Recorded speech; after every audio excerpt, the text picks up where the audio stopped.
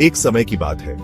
धरती पर वीरेंद्र नाम के एक राजा राज्य करते थे। राजा वीरेंद्र बहुत ही न्यायप्रिय और दयालु थे। वो अपनी प्रजा को अपने बच्चों की तरह मानते थे। राजा वीरेंद्र के दरबार में हमेशा न्याय होता था। अमीर गरीब सबके साथ समान व्यवहार किया जाता था। राजा वीरेंद्र के राज्य में कोई भी व्यक्ति भूखा नहीं सोता था। सभी सुखी और संपन्न थे। राजा वीरेंद्र हर सुबह दरबार लगाते थे। दरबार में प्रजा अपनी समस्याएं लेकर आती थी। राजा वीरेंद्र ध्यान से सबकी बात सुनते थे।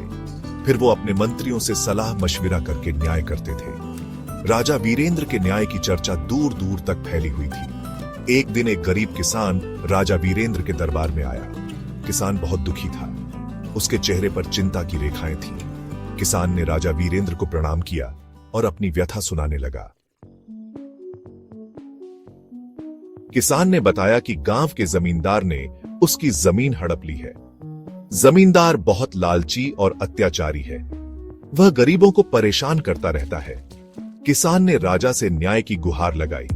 उसने कहा, महाराज, जमींदार ने मेरी जमीन पर कब्जा कर लिया है। यह जमीन मेरे पुरखों की निशानी है। मैं इस जमीन के बिना कैसे जी पाऊंगा। किसान की बात सुनकर राजा वीरेंद्र का हृदय द्रवित हो गया। उन्होंने किसान को ढांढस बंधाया और कहा, चिंता मत करो, मैं तुम्हें न्याय दूंगा। राजा वीरेंद्र ने अपने सैनिकों को आदेश दिया कि जमींदार को तुरंत दरबार में हाजिर किया जाए। कुछ ही समय बाद जमींदार दरबार में हाजिर हुआ। जमींदार बहुत घमंडी था। उसे राजा का भी कोई डर नहीं था। राजा वीरेंद्र ने जमींदार से पूछा, क्या यह सच है कि तुमने इस किसान की जमीन हड़प ली है? जमींदार ने बड़ी बेशर्मी से कहा, हां महाराज, यह जमीन तो मेरी है। इस किसान ने झूठ बोला है। राजा वीरेंद्र समझ गए कि जमींदार झूठ बोल रहा है।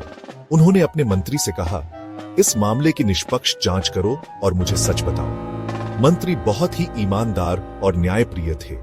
उन्होंने गहनता से मामले की जांच की। उन्होंने गांव के बुजुर्गों से बात की और जमीन के कागजात भी देखे। जांच में यह बात साफ हो गई कि जमीन किसान की ही है। जमींदार ने झूठ बोला था।